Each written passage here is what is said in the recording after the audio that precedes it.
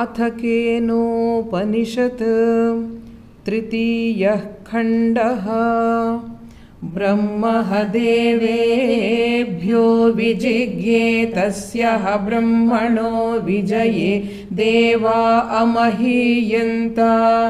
त ऐक्षन्तास्माकमेवायं विजयोऽस्माकमेवायं महिमेति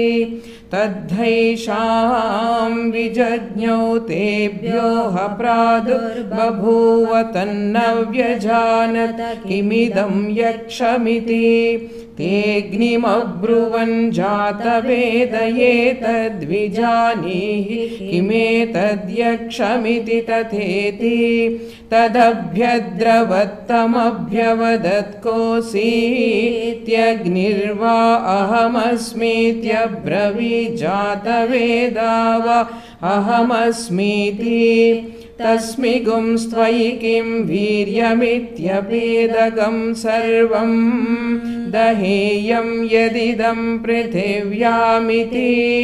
तस्मै तृणं निदधावे तद्दहेति तदुपप्रेयाय सर्वजवेन तन्न शशाक दग्धुं सतत एव निववृतेनैतदशकं विज्ञातुं यदेतद्यक्षमिति अथ वायुमब्रुवन् वायवे तद्विजानीहि किमेतद्यक्षमिति तथेति तदभ्यद्रवत्तमभ्यवदत्कोऽसीति वायुर्वा अहमस्मीत्यब्रवीन्मातरिश्वा वा अहमस्मीति तस्मिगुंस्त्वयि किं वीर्यमित्यपेदकं सर्वमाददीयं यदिदं पृथिव्यामिति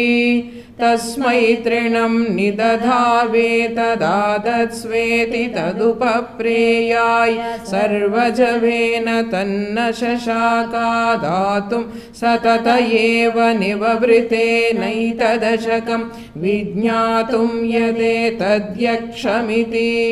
अथेन्द्रमब्रुवन् मघवन्नेतद्विजानीहि किमेतद्यक्षमिति तथेति तदभ्यद्रव तस्मात्तिरोदधे